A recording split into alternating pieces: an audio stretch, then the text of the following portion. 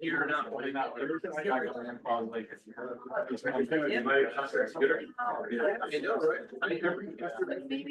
Wednesday,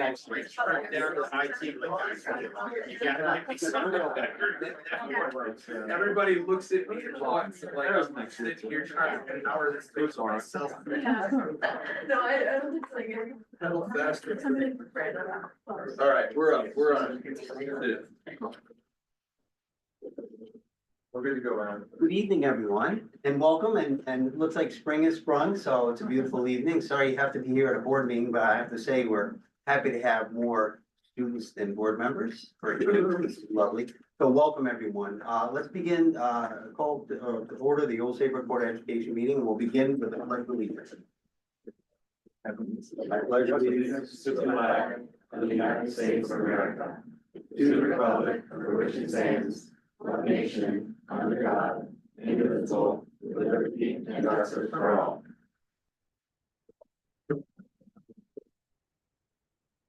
Okay, we'll begin with community communications. And do we have any audience of citizens that would like to address the board this evening? Is there anyone online? Yes.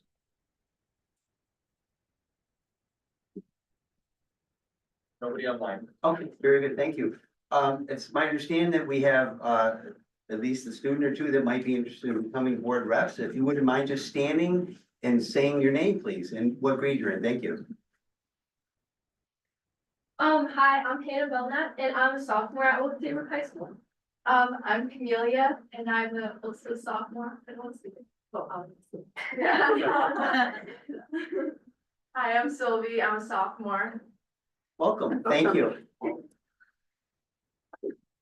Okay, so we'll, next on the agenda is reports from the student, our Student Board of Education representatives, Jamie and Samantha. Thank you.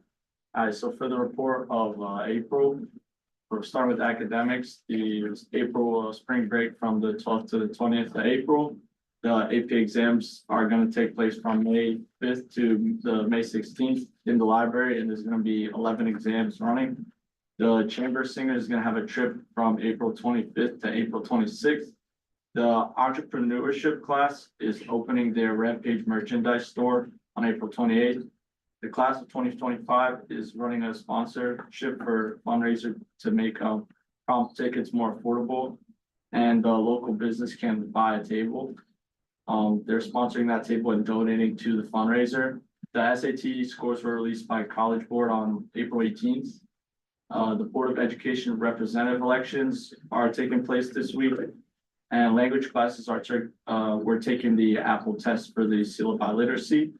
Moving on to sports, boys lacrosse, they won against Ledyard on April 15th, and their next game was today actually against Cromwell.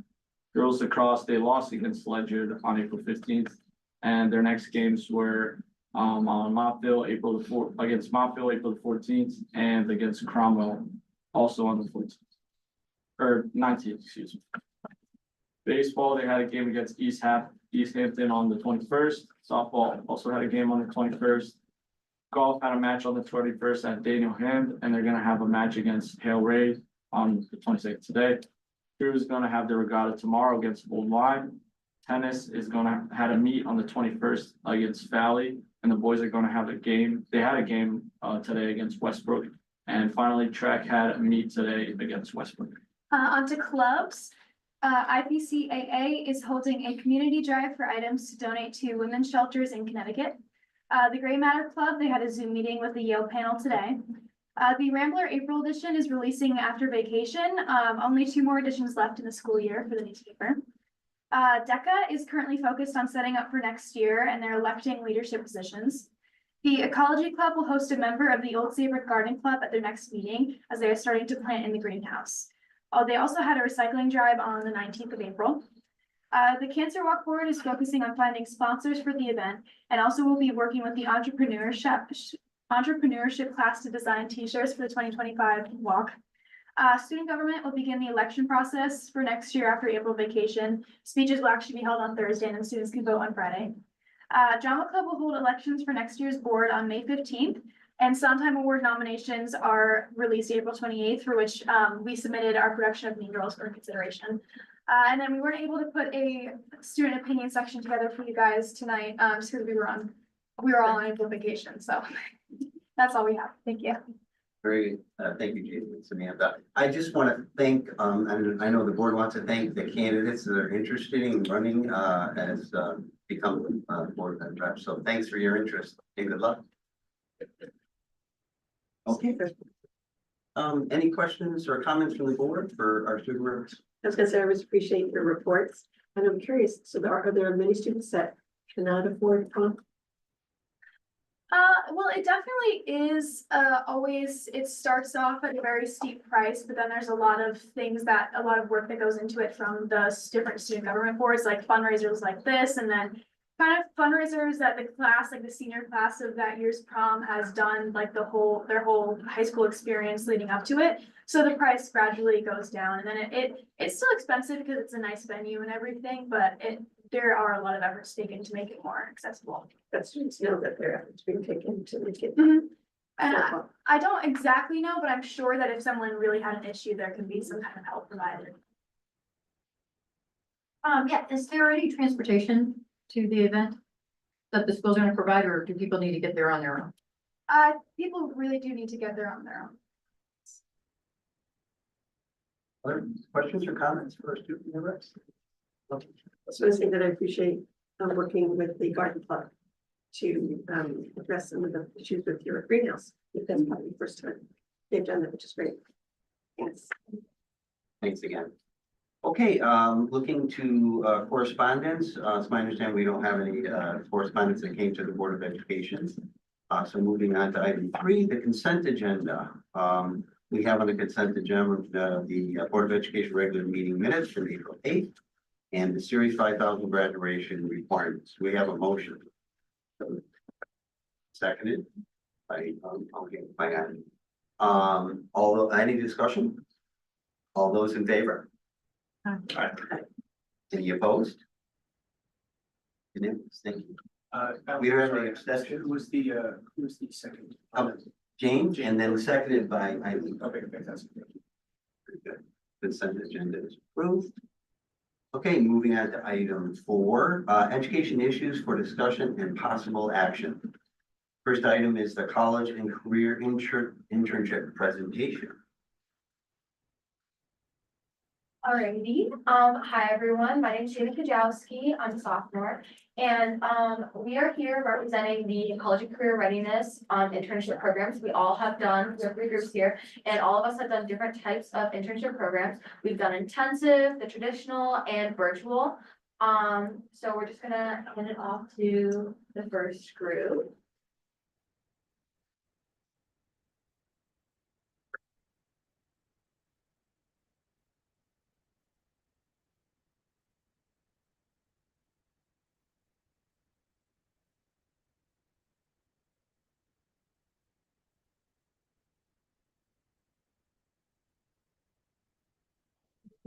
Early on, that was in high school, and this is Hannah. And I'm fancy. We're all seniors, and so this is my second year doing the Tributary Mill Conservancy internship, which is a nonprofit organization that works with the DEPO line to help raise and populate Atlantic salmon in rivers around Connecticut. So we go through basically the entire process of growing them, watching them hatch, taking care of them, and then releasing them once they're old enough. So this is a picture of early on when they're still egg. We keep them in trays, so there's 4 columns of those trays, and this year we released around 90,000, like rough estimate, fry. I'm not sure exactly how many we brought in as eggs, but we released around that many into the Jeremy's River and the Salmon River in Colchester, which was the week before break. We did that. So interns usually go to the internship twice a week, Tuesday, Friday, or whatever fits their schedule. It's pretty flexible to help everyone get there and be able to help and do their part. So that's important to make sure that everyone can get there. And then here's some pictures of once we transfer them. So when we transfer them out of the trays, they go into like these larger coolers and then we transfer them in a DEP state vehicle to where we release them, which is the river. So here's an example of us releasing them. The river is good for 2 days, we release them in both the days, for this great weather, gorgeous. This internship really helps people get their CCR credit, you can apply for other things like community service hours, and it's just a great thing to put on your resume because it is with the state, the DEP. So it's really important to have people involved in this, and Van, I think you're working as your capstone to help recruit people for next year for this internship, because this year we only had seniors involved, so next year we're gonna need seniors and juniors to continue the internship. That's also a really big part of what we're doing at the end as we're coming to a close here. Through this internship, I further explored my passion for marine biology, which is what I'm gonna be majoring in when I go to the University of Tampa in the spring, which I'm super psyched about. So I was really thankful that I got to do this internship for not only this year as the intern coordinator, but also last year as I was starting intern. Thank you. Yeah.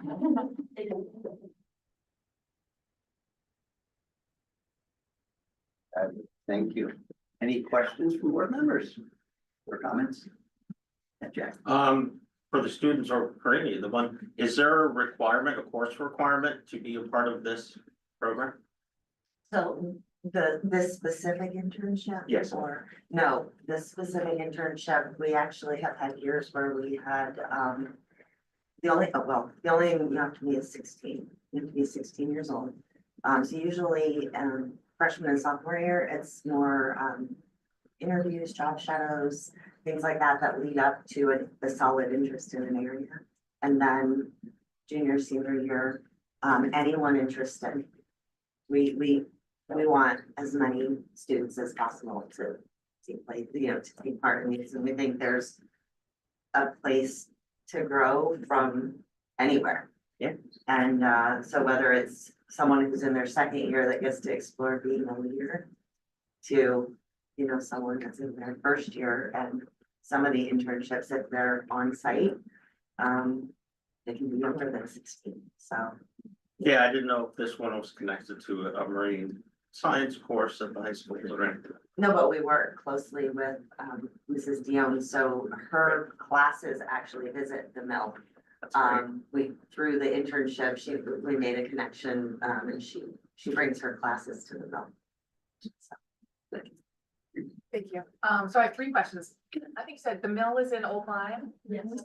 And do you know, well, I'll ask the more benign question. Were you able to work with students from other schools as well, or? I know that in the past, they've tried to get people from the Old Lyme Public School involved, but they never seem to like recruit anyone, and like they've been doing this internship at or high school for like 10 years. Oh, it's been several years, and so we've had that recruitment period every year, so like it's kind of been running with our school, so that's why we have like mostly Sager kids involved with the internship. That's Usually in the past, they've worked with college students. Yeah, right. Who are And so when research and stuff. when we first forged the partnership in 2007, it was our students and college students, like I think they had some Yale biology students. That's awesome. And then my last question is, do you know the statistics of, I can't remember the number of fry that you released, but how many go on to survive? That I'm not 100% sure on, but they do keep data logs about like temperature, and they go back, once we release them, they know like where their sites have been, and we release them, and they go back in, check, and it usually takes around 2 to 3 years for the salmon to grow to full size when they're in the river, and then they make their way down into the Atlantic Ocean. So they stay in the river until they're like full grown adults, and then they. And then they eventually go into the. Yeah, and they usually come back and then track after a year or two. And we'll get a number in the next few weeks, I think, from Bruce, right? Yeah. Of the number of eggs that they received. And then the number that were released, so the survivability. Mhm. And our students so far, even among the college students, have the highest yeah, right? Last year we had the highest like release rate that we've ever had, so like the most eggs that were like delivered were like released, like there was a very few number lost last year. I'm not sure about the numbers for this year, but. And it takes a lot to keep them alive. Yeah, I would imagine. That's great, thank you. That's, thanks. So that's fabulous. It's a wonderful experience. Have any of you had an opportunity to do the fish count? Because they have, actually in East Haddam, they have a fish ladder and they have a fish count of salmon just about every day for a month, during June typically. But if you have a chance, I just happened to be up there one day and the DEP gentleman said, hey, you want to participate? I literally just stood there. So check it out if you, I mean, the fruits of your labor, right? You did all the hard work. You'd love to see the fish come back. It's in June, so if you're interested, check it out. Thank you for your presentation. Board members, any questions or comments further? We just have the next group. Yeah, oh no, I know, just for this group, I'm sorry. Yeah, no, thank you. I'm sorry for the random clicking. We thought it would be like an ongoing sideshow, so I'm just gonna just keep clicking. That's nice.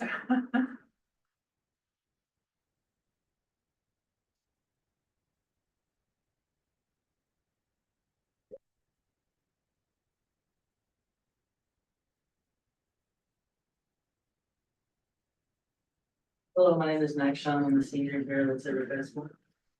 I'm Jaden, I'm a sophomore. I'm Sylvie Weber, I'm a sophomore. I'm Alessandra Legette and I'm a junior. So, we all are part of what's called the Old Saybrook. We're all part of what's called the Old Saybrook High School Crisis Text Line Club. It was started last year by a senior named Sika Patel. And her goal was to have or promote crisis text lines initiatives. Crisis Text Line is a global not-for-profit mental health organization. They are global. You text 741-741 on your phone, and they will have someone talking to you in less than a day. I've been a part of this team for 2 years. This is my second year now, and I've had a great time meeting new people, and meeting these wonderful people and doing many different projects.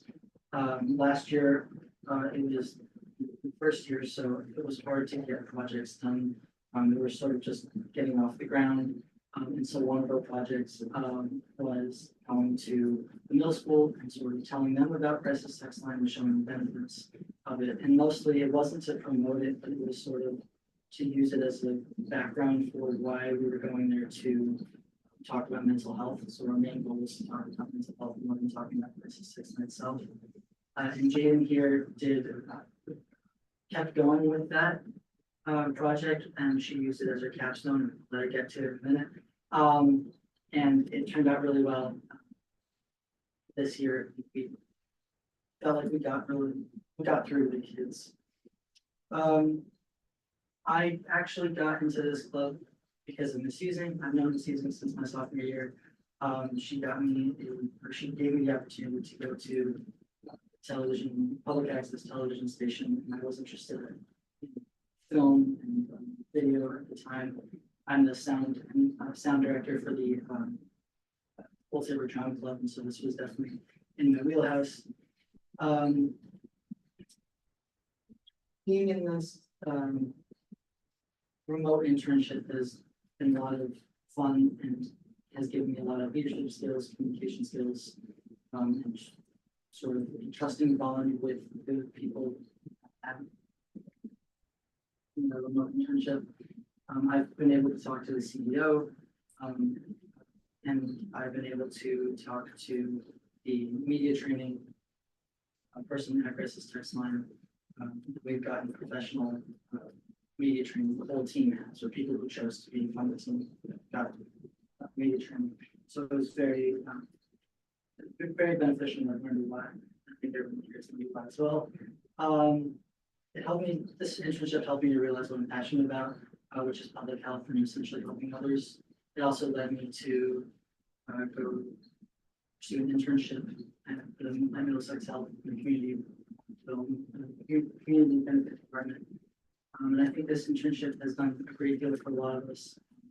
I don't speak for everyone, but I think that it's got us to all learn about teamwork. I think that's the most important part. We all have meetings every Wednesday, and it's really important that we're all there.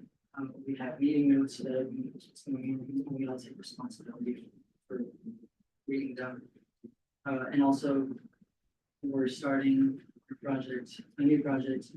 We're going to have a booth at the Cancer Walk in May, and a lot of the team is taking initiative and doing checklists and making sure that we know what we need to do and that we get it done on time. So, there's anything to add?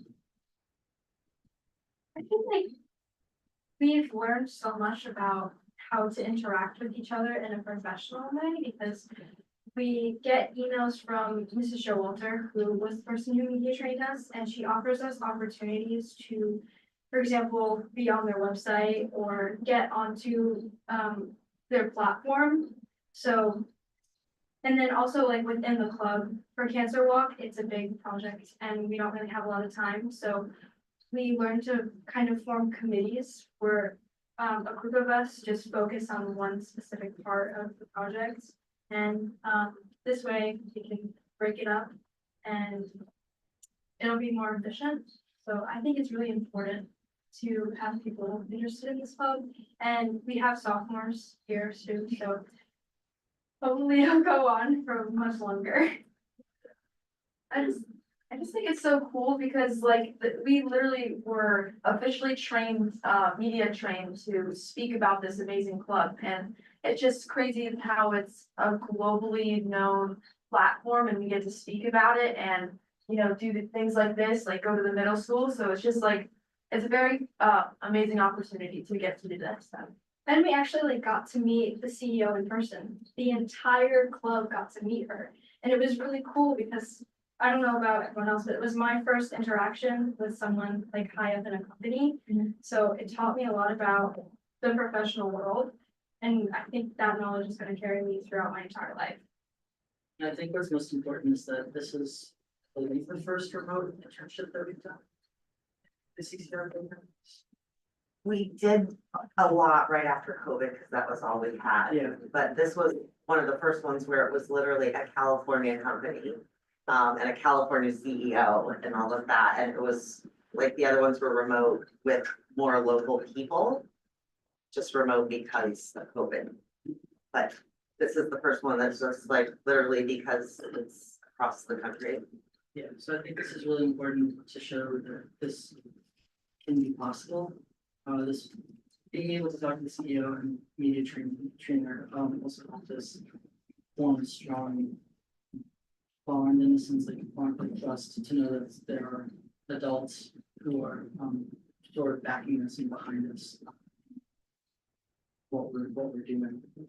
And the CCR program has been great because it's also helped, I think, giving us a lot of different opportunities. And so this isn't just the only opportunity, but it's great that we get to start somewhere beginning, and then work our way up as we go through, juniors and seniors, we can learn more about different programs and becoming leaders like you're get to do this for 2 years instead of just doing it for one day to experience the other ones. So it's really, I think it's very beneficial. I think we've all gotten a lot out of this. I do want to add one thing, just of the importance of this. The CEO that met with them had literally just come back 2 weeks before from meeting with the Dalai Lama. So he was visiting the East Coast, so they were just as important. She made them feel just as important as some of the slightly important people he meets. Great. Thank you. I have a few questions. More so about the text line. It sounds like you guys all had an amazing experience doing this internship. Is this club the only one of its kind in the area? This is We're the only high school. And The only high school in the whole country that does crisis text line out of club in high school. there are colleges who do it, and that's more well established. Like, we're technically the first high school to do it in the country. And Crisis Text Line is using them as a model. Wow. Right. That's And awesome. so they're actually been asked to provide training if they're wanting to others. That's fantastic. And do you know, like, is it, you know, I would imagine, so it's sort of like, there's an opportunity, I know you said you're not really doing marketing, but there's an opportunity to kind of spread that word to maybe other schools and high school students in the district. Is it a text conversation? Is it an anonymous reach out? It's 24/7 confidential, you're anonymous, and it's a volunteer based as well, so like anyone in this room can get trained to be able to do it. As long as you're on a great Okay. team. Yes, Yes. as long as you're already over it. Okay, Yes. so they're not necessarily texting a mental health professional, but they're texting somebody who's been trained. Yes, and knows what to respond. do in this situation. Yeah. And it's a very expensive training. Yeah, I imagine. That's connected with, it has direct connection with, it's been accepted now by law enforcement in all 50 states. And so it's connected directly with with actual First responders. first responders, Yeah. counselors, psychiatrists, So there's psychologists. Like there's red flag words. like And that they know. even the Yeah. FBI, remember last year, yeah, even the FBI, Wow. yeah. so- Right, they try not to bring in law enforcement until it's really needed, so I think that ensures that extra. It's a triage. Yes, yeah. But it's meant to be less, less emergency. It's any age. So they had texters last year in their 90s and loneliness, anything. Yeah. But they say the big thing is to kind of help just give people an outlet, but then it's also triage. Sounds like you may need to talk to someone for this, I'm gonna connect you. So it's, but still the initial training. And then one last question. Do they give you guys statistics on like regional calls and like the type of thing? They definitely gave it to us in the first year, so last year, and we used those statistics to help us understand what might be. What to target for the middle schools, because they're pretty good age ranges. So we used that as a guide to see maybe this is what's affecting students. Obviously, we didn't go in there and say this is what's affecting you guys. Yeah. But we definitely use it as a judgment. Other questions? Terrific initiative and wonderful presentation. Question, do students, although you said it's text driven, do students say in high school come up to you and say, help me to connect with this particular site or? So we have, actually small little posters up in the bathroom that you can scan a QR code. Or it gives you the number, it says text home to 741-741. It gives you the website URL on the bottom as well. And we have those in our bathroom. We have them, like it was up on the board prior, on our big TVs that we have around the school. And there's also posters around the building as well. And I've also been, a couple of us have stickers on our laptops, Yes. on our water bottles, and I've had a couple of people ask me what is, they've not obviously expressed that they're gonna use it, but some people have asked what it is and it's another thing that they at least saw that, they know. And it gives us, the students, an option to, be anonymous and like, no one knows like that you're reaching out. So that's like the best thing about this, platform. So when did the initiative first start for you all? I missed that. Well, for me, it started last year. I was asking around, I think, October, and we got officially started, I think, in around November. We got sort of the team, we had a team of 5, and they were all seniors, except for me, I was a junior at the time. So I was the one to lead it, but yeah, it was a smaller group when we started last year. For me, I met Miss Using actually, at the start of the school year, and in the CCR room, there are posters and, merchandise, you could say, like flags and stuff for colleges and different clubs that they help sponsor and supervise. And I saw that Princess Tech Sun was one of them, and I was curious about it. And so that's kind of my initiative came in. I was just curious about it, and she informed me that there was a club and asked if I wanted to join, and I was, I guess, so. Well, also, just to add, last year we had also, the five of us had decided to pick a couple people that we thought were right for the club board to ask them to say, hey, do you want to join in? And eventually, I mean, I think most of the members actually aren't people that we asked. I think it was just out of pure interest. And we were not misusing. The big mouth. And I think it's nice that a lot of people actually joined that weren't people that we asked. But it was good that we had initially asked people first, because I think we talked about sensitive stuff. And we are, even though we're group promoting mental health, we definitely don't shy away from talking about mental health amongst each other, and I think that helps to make us more aware of what we're actually doing. And by the way, two of your possible, Oh, yeah. so all three of the people that are interested in the Board of Ed position for next year are part of this club. So these two could have stood up this whole time. But what is it, 9 or 12? How many students? We have about 12. Yeah, that sounds about right. Well, coming out of COVID, it's a huge initiative, and it really is a critical first step. And I was amazed to hear that it's really not in other high schools. Are any of you interested in a career at this point, thinking about it, it's social work? When I went to the Middlesex internship, I was, as I said, in the community benefit department, and I was exposed to a lot of different projects. But the one that really intrigued me was hydroponic gardening. And I saw that it's just small gardens that are plants that are all just, it's no dirt, just water, with special minerals. And I was intrigued by it because churches and like communities that couldn't build these huge gardens, having these small gardens, there's a church, I think in Woodfield, that had just a couple of buckets of these hydroponics. It was given by, or they were bought by this company called Levo, I think. And the church just had a couple of these contraptions in a sense, and in front of the church, and it was just so small, but it helps a lot of people. So in my mind, that is something that should be more widespread, because it doesn't require a lot of work to maintain.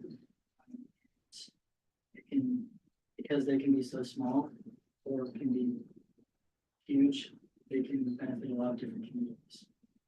In case any of you are confused, it's because Max has done 3 internships.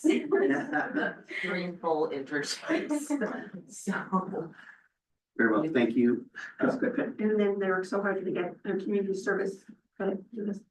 I'm sorry? They work so hard to get community service credit. So, yeah, so what's nice is we've been allowed to, I've been allowed to kind of get in that agency to not only let them see this as an internship, but they also can earn their college career readiness credit. They can earn their community service hours, and they can use any part of it towards their capstone. And so it's, we're kind of doing the work smarter, not harder, because we'd rather have them really dive into something than be pulled so thin, where that they can't really get a quality experience out of any of it. Because sometimes that's how it is with all of the things nowadays, so yes, they can do a lot of things as part of. I just want to add one last thing as well before we go to the other group. But this internship, although it's virtual, has helped all of us in a way. And we've all gotten closer as not just like a club, but also as friends in a community.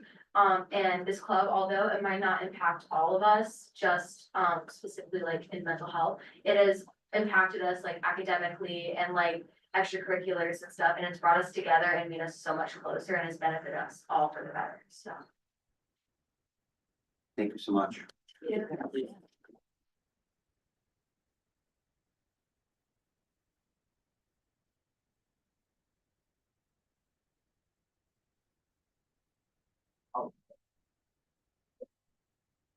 All right, my name is Noah Hubbard. I'm a senior at Old Saybrook High School.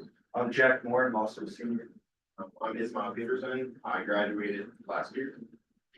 So, we started this program when Izzy was a senior, I was a junior, Jack was also a junior. I've done it twice.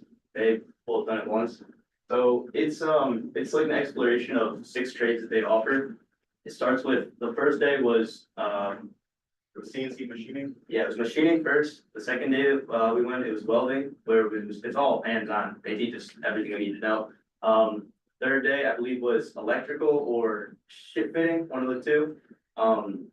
That involves wiring, like small things, you know, stripping wires, stuff like that. The ship fitting part was plasma cutting, which is really cool. Learned a lot there.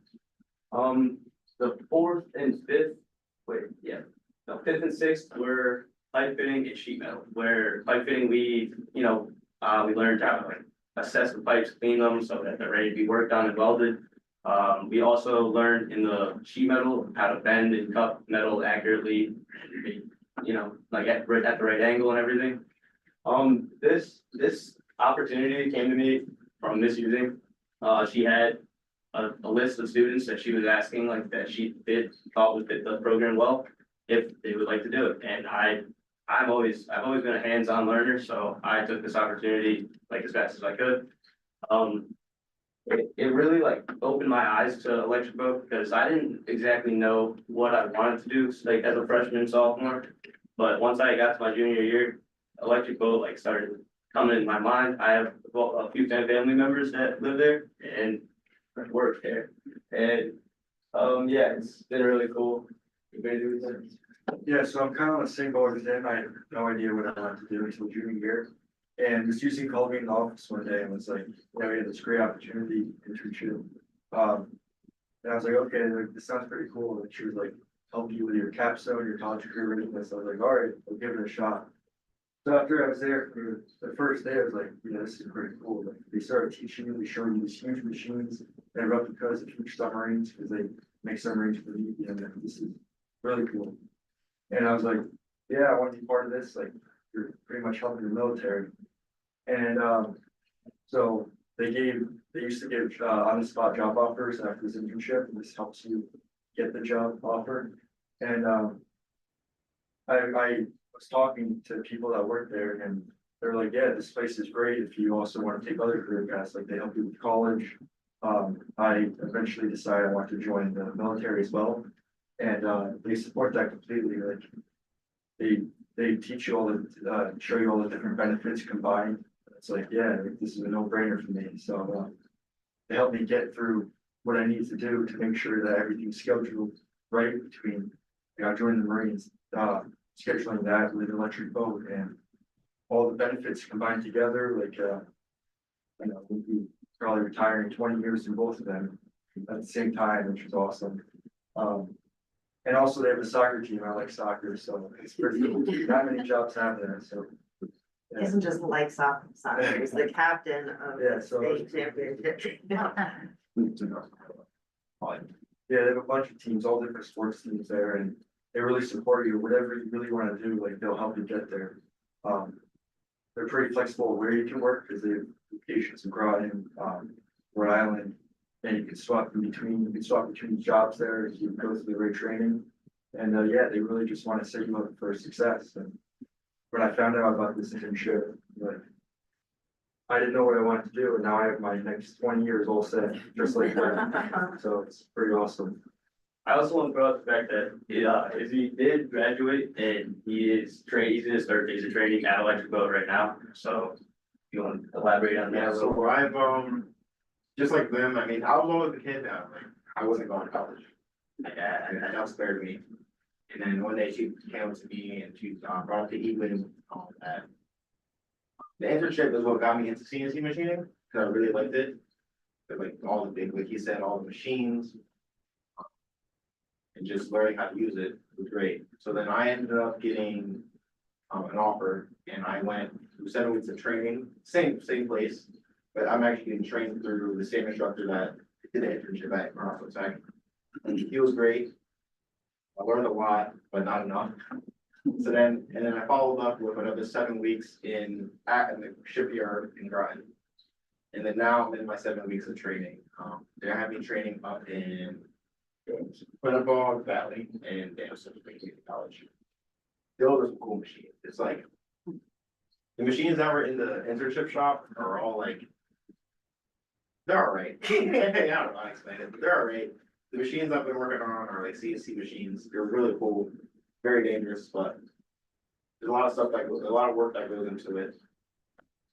Right now, I'm learning G code and like how to write my programs, and it's not easy. So yeah, it was, I forgot to mention, it was at Grasso Tech for three of them were at Grasso Tech, and then 3 of them were in Westerly at the Westerly Learning Center, their education center. And it's the same place, like they have the same things, just in different places, and it like, yeah, it just really opened my eyes.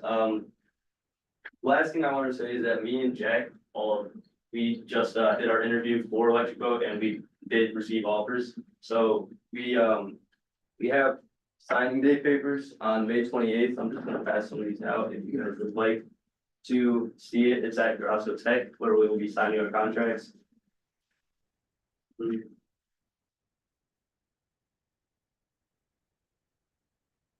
Just pass that around. But I'll like elaborate on it. Yeah, I mean, it's just learning about this just from like day one, like, it's not that easy just to get stuff handed to you and misusing. It's just crazy, like knowing that, like, wow, like I have this huge opportunity, and I feel like it would not have been right not to take it, at least give it a shot, because like not many, we're like one of the only school districts that had this opportunity, which is crazy. Our size, like there's the big schools have had it for a couple of years, longer than us, the sort of technical schools, mostly the technical schools. But when I found that out, I started working Electric Boat, like massaging the fibers of the powers that be there about 6 years ago. And we finally got it last year. But you're handing this out because you're inviting them, right? Yeah, I'm inviting them there. But I just have to, I know this is a student presentation, but all of the students at Old Saybrook High School, like literally the 20 years there has shown me that, like,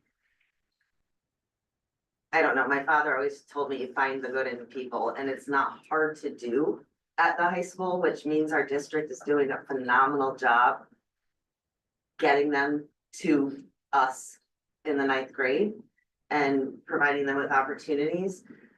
But they're offered to everyone, and the students, though, never cease to amaze me at where the level that they take the experience. Like, again, you can build the field, but when the players show up, that's when the quality comes out.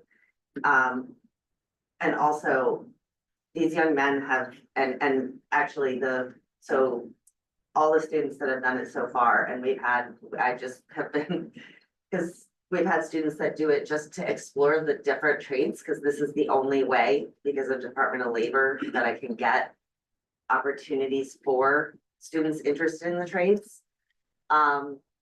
We don't have the ability to put them in internships the way that we do other students. Because you can't do those types of internships under the age of 18. This provides them with that hands-on. It's one of 2 things. Another thing I'm massaging right now, but but what always amazes me is when these kids come and they think that if academics isn't their thing, they think that they have very little to offer. And I don't know if they hear the words brilliant come out of my mouth enough, but they are brilliant. They are brilliant. They're brilliant in a way that isn't traditionally celebrated in traditional academic environments. So that's all I want to say, is that the students make the internships what they become. But also for these students, we have about a third of the students that go, and it convinces them that they really want to pursue college. When they go do electric boat, and a third of them that end up wanting to sign contracts, and another third that end up saying, now I know I want to be a plumber. And I've decided I'm going to Lincoln Tech. So it's just exploration, but I'm so proud of them and what they do. And it's like, yeah. We also have two other students from high school who aren't here today that also received job offers recently last week. Samantha Walsh's brother Jake received an offer, and another student, Dominic DeNovellis, he is taking a different route. He received the offer, but he's still gonna take the college route, which is good for him. He chose what he wants to do, but he got he did get the offer. He did what he needed to do. That's huge. It's a lot. I think we have 27, just this last year, 27 students. That's right. I mean, that's like 10%. Last year, we had more students, Hiring about 300. I mean, percentage wise for all two records. and I found out, you guys don't know this, but I found out also they were hiring primarily for Quonset Point this year. Because there's a little bit of a bottleneck right now in the supply chain. Cause the subs go to Quonset and then they come down the river to the next stage here. So they were mostly, and they actually told you guys, you were probably only gonna be hired at Quonset Point. These kids, There's There's- currently, sorry, to cut you off, but there's currently a hiring freeze for my trade, ISM. because of that bottleneck, but this, you guys, I don't know if you realize, but you guys were a handful that were actually, they wanted to arrive. Yeah. We have board member, Steve, you have a question? I just, the gentleman in the back, I apologize, I'm terrible at names and I forget them, Izzy. Yeah. I just wanted to comment, Izzy isn't currently a student with us, and this program impacted him so much that he came back to speak tonight, and I think that speaks volumes on, and, you know, on work, on the programs and the internships, and I hope we can encourage more, I hope there's more opportunities that you can give for other students, and, you know, like you said, the trades and the other opportunities out there. People who are doing CNC, learning programming on that is incredibly difficult, and it's something I wish I could learn, but I can't. So all the power to you. I think that's amazing, and I appreciate you coming back and speaking to all of us. Thanks, Steve. Jack, Eileen, and then Jane. So students, thank you, and I agree with Ms. Husick that you all are brilliant to make this, you fulfill this opportunity. Ms. Husick, I have to say, having a student at the high school who is taking advantage of one of your opportunities. I'm so happy that you have this opportunity to share what you do because it's so valuable. As a proud father, we're on vacation we're on the beach in Florida. First thing Alexa did when she woke up was look at her email. She had to get acceptance to the medical program. And she is going to be interning at Bacchus Hospital, Fridays from 7:30 to 3 o'clock. That is one of the programs that you didn't happen to mention. Do you want to tell us something more about? Well, that there's program? like so many interns. I literally just picked these three because they represented three different types of internships. But we have tons, but the Bacchus Hospital, I've been working with them because, and I'm working Middlesex Hospital we had a very robust program with them, and in short, we had actually 20 students a year interning in the ER at Middlesex Clinic. And it stopped during COVID, and they made a decision after that not to start back up, and it was only because they didn't have someone, the person had retired that was in charge of the clinic side that worked with me to coordinate. They didn't have someone willing to do that. And so we actually, I'm still working with the person, but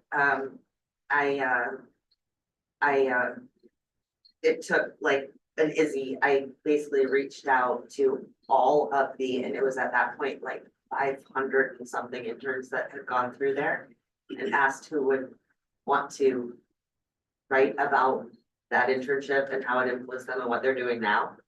And we had surgeons and doctors and nurses and, you know, because it's many years. And so we're working that, but Bacchus Hospital reached out and said, you know what, we're having a hard time. I'm having a hard time getting my medical students into the places that I'm.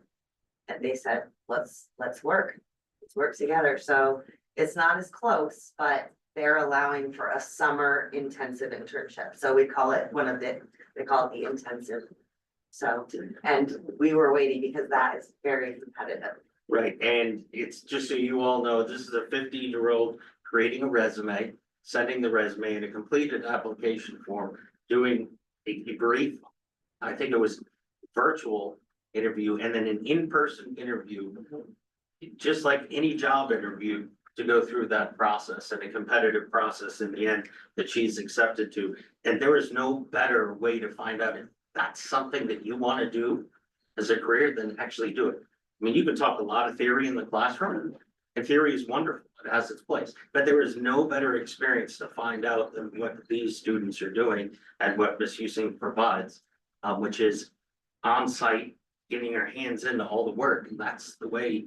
It's amazing, to think that a 15, 16-year-old can be doing these things and say, you know what, this is definitely what I'm gonna do.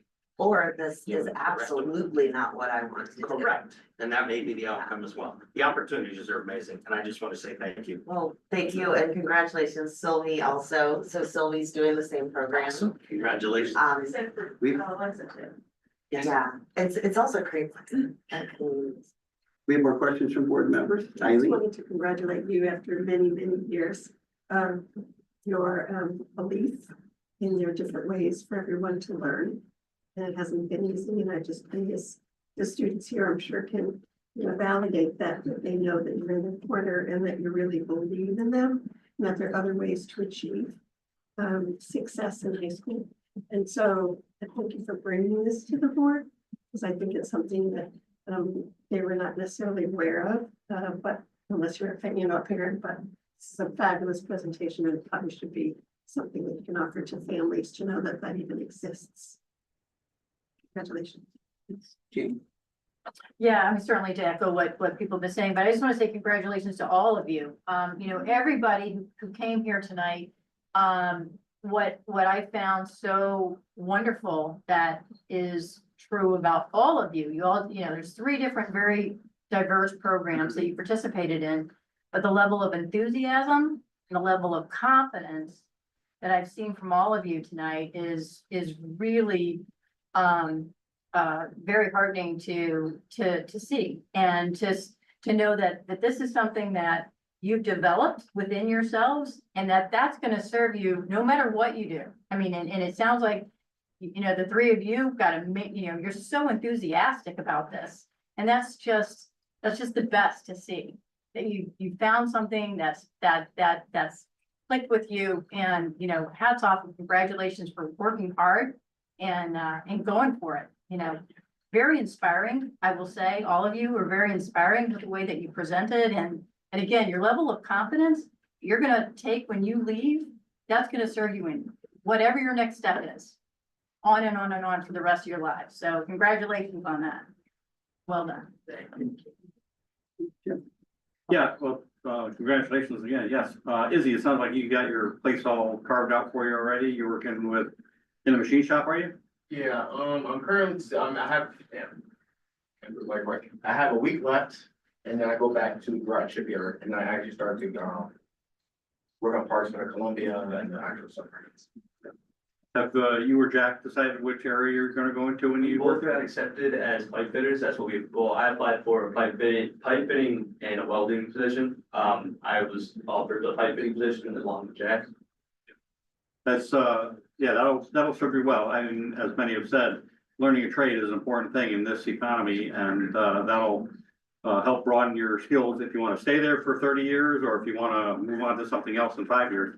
As Ms. Using said, you know, as soon as that bottleneck breaks free up in Quonset Point, there's going to be a whole lot of work coming out down here into Groton, and maybe even into London. I'm charged with looking for new areas where we can do some of that work. So if you guys pay attention and play your cards right and, learn a lot of things, you possibly could be supervisors by the time those, pieces come down here to Groton. So congratulations to that. We actually have a former student that came and spoke, but he was, I don't know if any of you remember Sage Philbrick.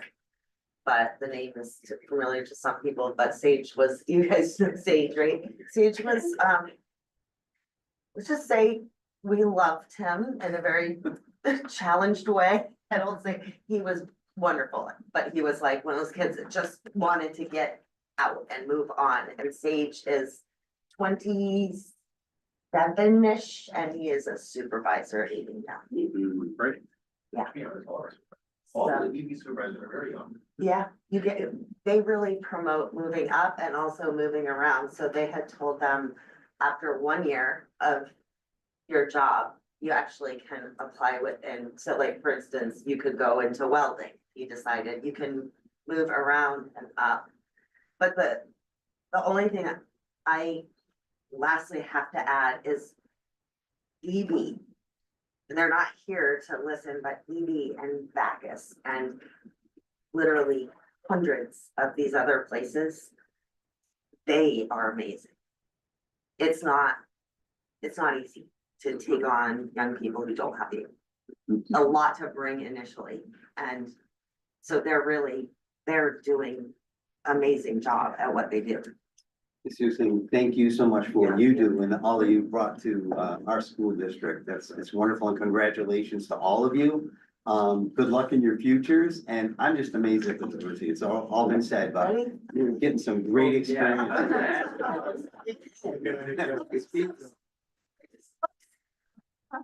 You guys can always look on your own right and send it to you. I just, Yeah, we have a presentation. Yeah, what's that? we have. Oh, yeah. great. So you guys can see, and it's like the stuff that they got to do on these. So- Jack's got one more question? One more? So, question for you. Another industry that is very familiar to Old Saybrook, being at the confluence of the Connecticut River and Long Island Sound, is the marine service industry. Have you found any organizations that are able to provide internship opportunities for students? As far as marine technicians, outboard motors? We have had actually quite a few of the marinas ask. Right. The issue is we can't do it because it falls under like dangerous trades environments. Correct. Yeah, that's our- the challenge with the marine service industry. It's a lot of small businesses. There's not really a central or a large organization. And so also apprenticeships, it's the same kind of thing, so. So, but we're working, we have a couple of things in the works, and hopefully we'll be back presenting in another year or two about a whole nother possibility. You know what would be helpful is if you have a listing of all the active programs you have right now, I'd love to see it. I'm sure other board members would as well, all the things that you've done. If you have that available, right? That'd be. You mean this year, like, Or just like partners that we've had? Yeah, over Sure, the years, and certainly absolutely. this current year. That would be wonderful. Thank you so much for your presentation. Thanks everyone for Thank coming. you all. One more thing, well, first of all, thank you, everybody, come a long way, no, it's the first time I met you in the gym last summer. Yeah. Is that the first student you met at Old Saybrook? You were, yeah, the first, but you were close, but you got a new ramp, Yep. secret's out, it was him. Yeah. He was the first one to grab me. And good luck at UT, I can talk to you off the record, I have, I'm graduating there, but for the board, and I know some of you were there, when Pam and I were asked a question at the Board of Finance, some of you were in attendance to the meeting. The Board of Finance member asked us, how do you prepare a comprehensive high school experience for classes this small? And you just saw it, and that's one of the things that we do really well here that we can build on, so thank you guys for not making us talk. No one wants to hear from the adults, especially when you guys are here. You guys do a way better job than we did, so thank you. Thank you for helping me land the plane. I'm not good at that. That's what my, right? That's what my son says, Mom, land the plane. You're good at that. We're like, moving on. Thanks, Steve. One last comment. One last question. I hate to put these guys on the spot, but I'll pick on Izzy. How do you feel, based on your experience so far, the Old Saybrook High School Tech Ed department helped you prepare for this type of career? Okay. I'm gonna be bluntly honest. Okay. I wish, I had, Osabor provided like actual, tech things that like tech schools do. So, some schools actually have a machine shop in their school. Like, I wish I was able to do one of those because it just made my training a little bit more harder because I had to learn everything from scratch. Like, when I first started machining, I didn't even know what current calipers were. So it was like, it took me so long to really get to where I am now. And even now, I'm still sharpening every day. Earlier, when I was at my, over there, I was staring at the screen, trying to like write my program and I just couldn't figure it out. And yeah, I have the help, but now I have the knowledge and like taking notes is very important over there. It's hard being a machinist, because you gotta be perfect. Well, these are the people that probably want to hear about that type of experience, so we can make life maybe a little easier for the ongoing classes that come in and go through the program as well, so thank you. And I think it's important to know that the internship is a sort of more of this last part of CCR. Oh, absolutely, sure. So how many field trips do you think you guys have gone on, or guest speakers have you heard before you ever did electric boat? I mean, it's like, they come, like, I take them so that they see and then they cultivate interest. And so there's a lot before this that we also need to do better, and help with, Excellent. Okay. Thank you so much. We'll move on to our next agenda item. Thank you for coming and feel free to, review and go on and stop.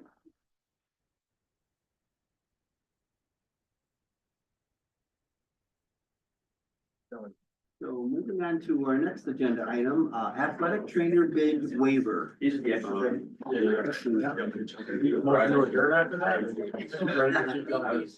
very much. Good night. Thank you all.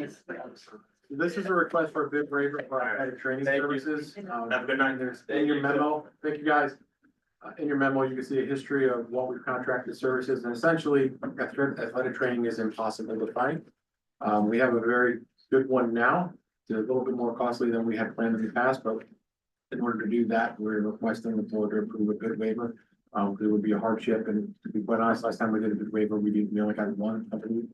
When we actually went to bid. When we went to bid. I will say on a personal level, our current training services are fantastic, and I've heard a lot of feedback from parents about how well they are. But in order to continue in that practice, we would require a bid waiver. Make a motion. Motion by Steve, second. We have a second. Oh, I heard you. Steve and Jane second. Thank you. All right, any discussion? Great. Is it a contract or is it an individual, like, Contract, so yes. with PSMTC Yes, or? the organization, not the individual. Yeah, so we get different individuals throughout the year. Typically, we'll get the same individual because they have a relationship with them, but like in the event that person, one of the reasons that we don't have a bid process is somebody who worked for them left. Yeah. We are fortunate that the person we've had some consistency with. But that's staying with the organization. We have a motion on the table and a second. Any other discussion or questions? All those in favor? Aye. Any opposed? Wonderful, the motion passes. Thank you. Alrighty. So moving on to donations, student assistance for foreign travel. There's a letter that was in our notebook. Just interview schedule, end of year schedule. End of the year. Oh, my God, there's three, I went to four. End of That's year okay. schedule, number three, event schedule, and that was also in their notebook. That is quick. That should be quick. That is just a list of end of year activities at all schools. I won't read them all for you. You have them. But that's something that's provided to the board so you can see all the events that are planned for the remainder of the year. Any questions for our superintendent? Thanks. Okay, now on to donation, student assistance for foreign travel. For board policy, we have received a generous donation from Selectman Matthew Police and $2,000 to go towards student foreign travel. But per board policy, we obviously have to notify the board for anything over $500. Yes, we will send a thank you after this. We had put it on your agenda so the board is. Love how generous that you did on that pictures. I have a question, is that, how will that be towards the trip? Is it intended, is that like the first payment and then it offsets everybody's costs? Or is it gonna be relegated to students who have a financial need, or do you have any idea? It's to provide financial assistance for those who need, but since they're still in the infancy stages of planning that, and there's a good handle on, hasn't been identified who actually. Yeah, I just wasn't sure if it was like. It'll go to the overall, ideally to offset the cost for those who may need it, maybe the overall cost. The trip has actually been committed to though, as far as seats, but they haven't started that conversation. Other questions? Just make comment of generous, because he gave a big donation last year as well. So the board thinks, Selectman, Matthew Pugliese for his generous donation. All right, moving on to our next item, we have a policy, we have a series of policies here for first reading. Just want to say policy committee met on April 8th, and we went through all of these with Chris. And tonight would be the first reading, so it's an opportunity to ask questions, and then it will come back to this board for adoption. Okay. My turn? Okay, I will start going and stop me if you have questions. But the first is a series 1000, that's school security and safety. The biggest change, and it's in your packet, is there's now a reference within our security plans, for immigration activities in our schools, which is all you're aware of. When there was some talk about recent immigration changes, we're already implementing those, but now they have to be referenced in our actual safety and security policies. And that essentially just outlines what we had already shared with you about what our process was in the event the immigration officer were to show up at any public school. And the subsequent administrative regulation is attached to that as well. Moving on, the second one is visitors and observations in schools. That's a 1000 series as well. And that essentially is the same, a lot of it's logistical, but this is also in reference to immigration activities as well. We have to update our policies to reflect that. There's also a law that was changed that each school has to designate an administrator in each building as the immigration liaison, whereas initially when I informed the board about the changes, there was a district level immigration official, which was me. I still am, but now per Connecticut state law, we have to delegate each one person in every building to be the immigration coordinator. In our case, it would be the building administrator. So those are the two policies that are basically reflective of the changes to immigration laws. Those are the 1000 community relations policies. Moving on to series 4000 personnel, that's social media. The only substantive changes there is now there's language added to. There's always a question about, this is really for employees and their use on social media and the difference between First Amendment rights and when they're working as employees. There's language in there now that gives the district some flexibility when a staff member, when their speech relates to a matter of public concern or is disruptive impact outweighs the importance of their free speech, essentially gives us the ability as a district to intervene if someone was on their social media accounts in that line between being a citizen and also an employee. Very similar to if you deal with student discipline, does it disrupt the educational process, then the board has the right to. We're not taking away people's spaces. That's also, all of these, I should have mentioned earlier, are all statutory changes. These are all legislative mandated changes. This wasn't something we initiated. The administrative regulation is also attached to that as well. Moving on to series 5000, bullying prevention and intervention. Your current policy is being discontinued. That is all going away. So when you vote to adopt this, you're actually getting rid of your existing policy. And it would be replaced with what is in your packet, which is the new Connecticut School Climate Policy, which is all essentially dictated to us by the state of Connecticut that we have to adopt. With this adoption comes training and professional development for staff when it's officially implemented. We'll share with you that that process is already underway here. Because this isn't necessary. This is a mandate that we are required to do. And we're working on vast majority of the training will take place in the plan and take place over the summer for next school year. But this is another one of those policies that you would be redacting your current and replacing with what in your packet. The same with the restorative practice and response policy, that's sort of attached to the school climate one. So those are all things that are mandatory for state law right now. Both of the 5,000, so 2 of the 4 5,000 series, or 2 of the 3. And the last 5,000 series is confidentiality and access to educational records. The only substantive change in that policy is when it comes to sharing. Oh, this question, I'm sorry. Yeah, just on the school climate policy one, section 7, reports Board of Education. It says that it will be done at least annually. Do we have is that gonna be? It says for the previous year, so I'm assuming in September, we should be getting a report for Yeah, the so previous year. the challenge with this is the policy, the new law doesn't become in effect until July 1, so we would have to use this year's data to share with them. Well, it says, Where? I'm sorry, did I misinterpret? I may have misinterpreted your question, so I moved on to the. no, it doesn't say when it will be done. It is a very detailed list that we haven't been provided in the past, so I'm at least happy about that. I don't like some of the other fluff language that's in there. It's a very, hey, we're gonna be really good in school, we're gonna make people better and do things that are nice, but there's no real, hey, we're gonna correct problems, because there are at times in all schools, issues that need to be addressed and don't be addressed. So, I guess I'm just looking for, in September, when we come back, we'll probably have some of those reports. Yes, so typically the board had gotten their climate presentation in the fall. We obviously did it at our last board meeting because if you recall the meeting that we planned to do this last fall. We invited Youth and Family Services back about the survey, so that was what there were some questions during the last board meeting about getting this information a little bit later.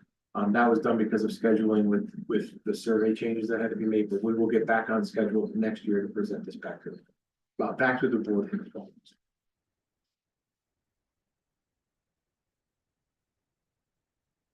Anything else on that? Moving on to, that's okay with everyone. The confidentiality and access to educational records. Really, the only difference in this particular policy is who has access to educational records and a designation for the district's Title IX director. Traditionally, if the title, in our case, it's really irrelevant to Old Saybrook Public Schools right now, because our Title IX director is also Sarah Smalley. So as a district level administrator, she has access to every student's in educational records as part of her professional capacity. This would really apply to if a district's Title IX coordinator was just, say, a teacher in one particular building. They may not have district-wide access to educational records. They do now as the Title IX coordinator. So that's really the differentiation that this particular policy made. Again, it doesn't really apply to us because we already operate with Sarah as our Title IX coordinator, but in the event we were to ever change that, this policy would allow that Title IX coordinator to have access to students' confidential records. And the last one, that's an actual policy change, is a 6,000 series on rated grade and calculation of grade point averages. I'm gonna give you the Reader's Digest version of this. This is all driven by a program called CAP, which is the Connecticut, basically Direct Admissions Program. And some of you may know about this or be achieving for it. I mean, our student reps, not Eugene, that there are certain requirements that if particular to students' class ranking and their weighted grade point average, that they get automatic eligibility into certain colleges that participate in the CAP program. For instance, most of Connecticut state schools, with the exception of UConn, participate in that. That determination was always made for your class rank, which was geared from or stemming from your weighted grade point average. What they've now changed it is the grade point average that will be used for class ranks will be unweighted. And there was some unfairness perceived in that policy that certain kids were taking classes that were weighted higher and therefore ranking other students who may not be taking those classes that were weighted higher. But let's say they would be capped at a 4.0 and certain students may get above a 4.0 if they had also, maintained a certain grade point average throughout that process. You no longer can use that. You have to use the unweighted grade point average for the purposes of class rank and in turn getting into that CAP program. We have our guidance department will notify students who with their grade point average and class rank who's eligible for those programs. use myself, we talk about confidential records, so I can talk about my own kid. My own kid was part of that, but it was based on her weighted grade point average. So she would get direct admissions into whatever schools participate in this particular program. That is also afforded to every student in the state of Connecticut if they qualify. The difference now is we have to calculate the grade point average unweighted versus weighted as it has been. I have a question. That's a lot. More fair. What's that? Jane has a question. I tried to follow. Okay, sorry. So in terms of class ranking, that doesn't have to do with where you, the school thing, where, you know, whether you're gonna get into this CAP program. Are we ranking weighted, are we using weighted grade point average at all anymore? You're still using weighted grade point average, but for the purposes of this Okay. program, you can. Okay, so we're using weighted grade point average for class ranking, Yes. but not for that But program. not for Okay. this program, because this program was based Okay. off of class I got it. ranking. I got it. I know. It's Chris, option one and option two, how does that apply? If we chose an option, under, rule two? You Can can, you explain that? yeah, you can choose either class rank or grade point average. But if you choose, but your class rank has to be based on a grade point average that's unweighted. So although you have choices, it's all originating from the same thing. So will one of these have to be chosen or there are options? So it could be either or is it? You would be choosing by adopting the policy as presented, option one, which you currently have with the recommended changes that are part of the state statute.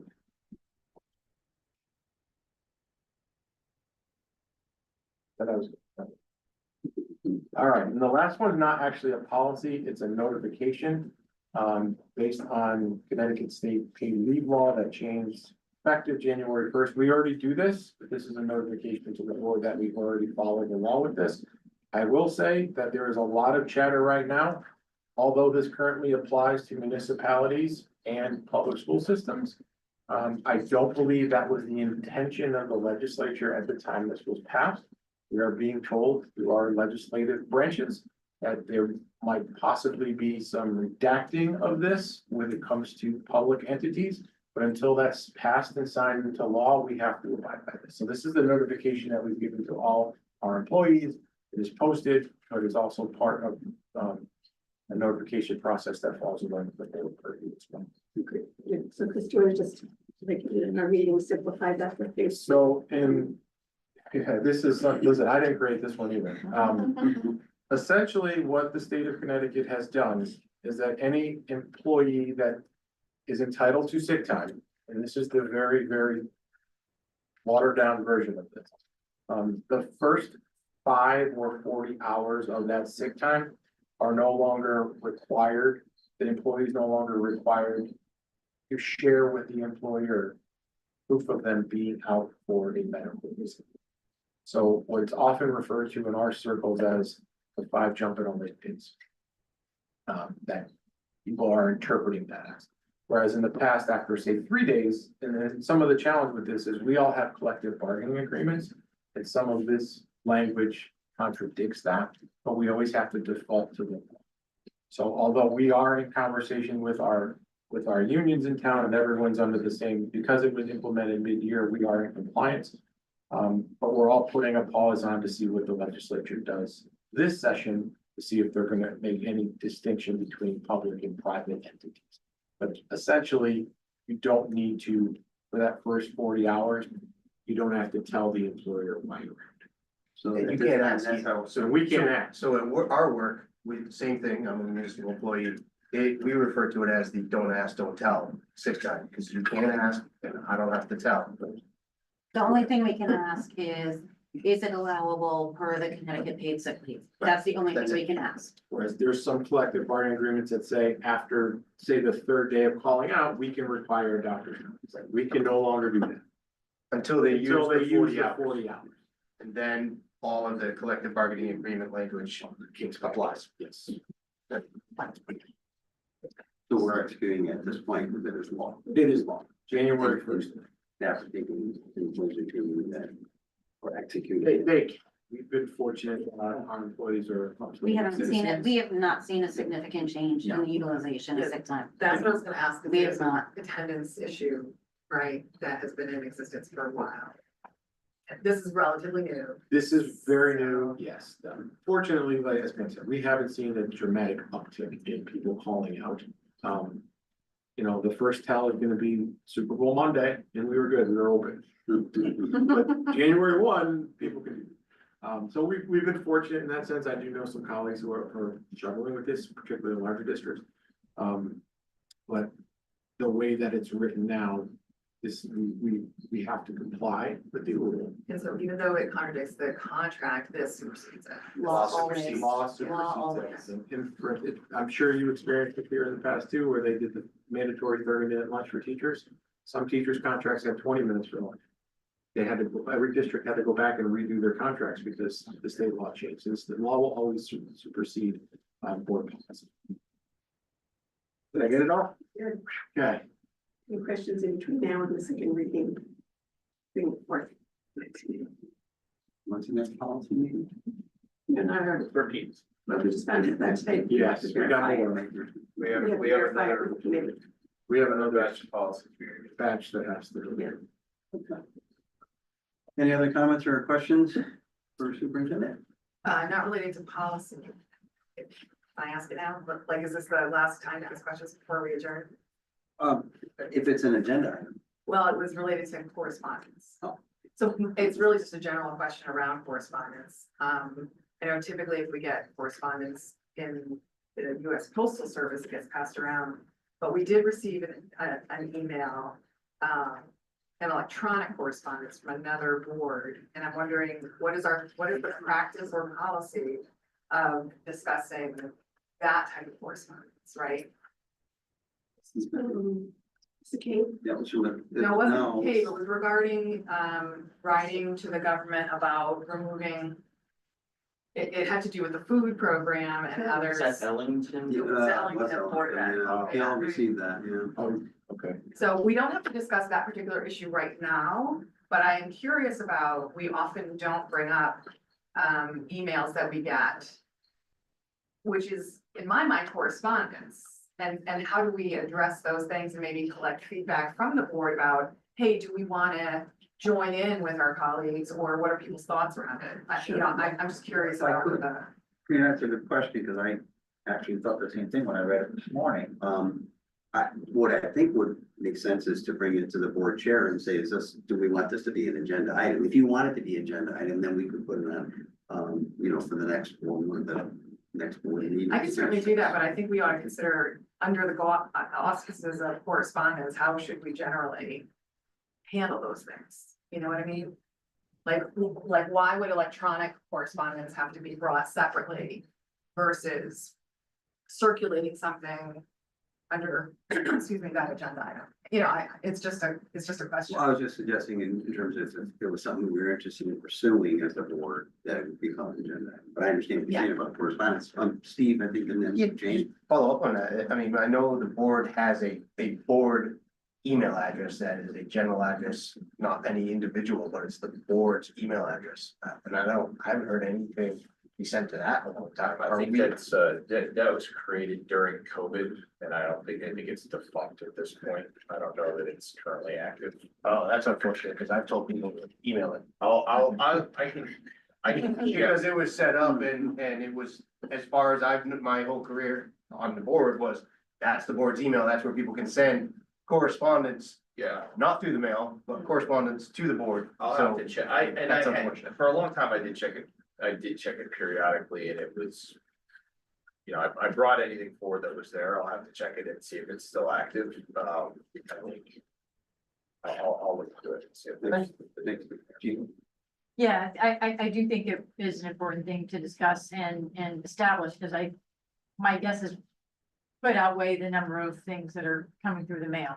But certainly, it should be certainly when the secretary and Kelly, the chair are here. And, in terms of how we define that, is it, if somebody sends an email to everybody, does that count? as, you know, as board correspondence, because some of us get things that others don't, perhaps. I mean, I don't know who's, you know, who's corresponding with all of you on an individual basis. So, you know, they're just gonna, we'll have to figure out how to define that. Whether it's, you know, sent to all the board members, if it's something sent to Kelly or Chris, you know, that's gonna be the interesting thing. How we define that, but I think it's important. I think it's really important because it's. My we concern communicate is now. if we're all receiving something as board members or one of us or several of us, but not all of us, the veracity of what we're receiving. I mean, there's so much out there that we just don't know if it's true or not true. So that would be my concern. You'd have to vet it. We can't just assume that it's factual information. So to your point. Yeah, and I think that the request was if any individual of us gets something, it gets forwarded to Kelly and Chris. Yes.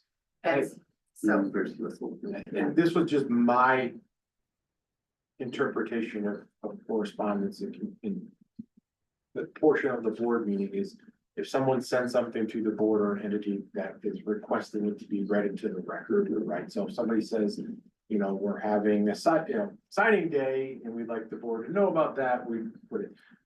I've seen that in my previous life where you guys will get a lot of sales pitches and they'll address the entire board, then your whole agenda is gonna be, you know, could we go to T-Mobile or whatever, I'm just using that as an example. So that's where I would just caution you on having more parameters as to, as far as the one you're referencing, I had received that from the colleague. Now, I didn't realize the whole board had gotten that as well, but that used to be my neighbor, so they did that annually. They would send their legislative priorities out every year to everyone. And then basically ask every board, like, do you want to sign on what we're doing? I finally had to tell my buddy, like, he was. Don't, again, nothing to do with it. Yes. I didn't know that. You were. Yeah, just piggybacking back on that BOE email address that we had, that's why I was telling people, if they wanted to address the board, don't email all the board members. You know, Board of Ed, Old Saybrook Schools, that way, what I was told when I was set up was that is the board, the email for the board, so if you wanted to talk to everybody, send it there, and that way, when I was out in the public, or somebody emailed me individually, they're like, or called me, and you get phone calls, like, if you got a problem, email the board. And it would go to that email address, and that was supposed to be taken care of, so I would say we bring that back, and we encourage, that may be our response, if we get stopped outside, hey, if you have something you wanna bring to the board, email the board, BOE. And then that way, it could be listed as a correspondence. And then dealt with that way. So, I agree with that wholeheartedly, Steve. I guess my next question, and maybe something we need to discuss at a future meeting, is who would be the person responsible for regularly checking and reading those emails? It could be Trent, it could be Chris, it could be some other designated person. But, you know, somebody would have to look at it maybe on a weekly basis or possibly even every couple of days or Kelly, to find out what people are sending to this email account and if it's worthy of board discussion at a meeting. Yeah, if I could, I think, you know, we don't want to try to solve the problem now, we come up with some good ideas, but I think we've identified an issue that we need to address as a board. And get some clarity around that, so duly noted, and perhaps we put it on an agenda or in our next executive session to have a discussion. I'm not sure, but I think it should be a discussion between certainly Kelly and the superintendent to be addressed. Look into it. Thank you. No, I said thank you. No, what I was just saying is I just wanted to circle back, when you get a chance to take a look at the social media, school security and safety that we have here, the safety plan in the district. Talk to us about it, it might end up coming to us in an executive session to know. Okay, very good. Duly noted, and we'll need to address that in some way, shape, or form. Thank you for that. Okay. Okay, moving on to reminders, our last item, I'll read them all, there's several. No, not the end of the year, to May, mid-May, the next 4 weeks. So they're all listed there, and barring any questions or around the reminders, we need a motion for. Motion to adjourn. Second. Steve, and second by myself. Thank you, everyone. Yes. Yes. Yeah. And policy committee members. Is anybody opposed to that? No, we just found out, I found out from Trent about this date, so we're gonna. Motion on the No, floor. that's good. Okay, all in favor of adjournment? Aye. Aye. Any opposed?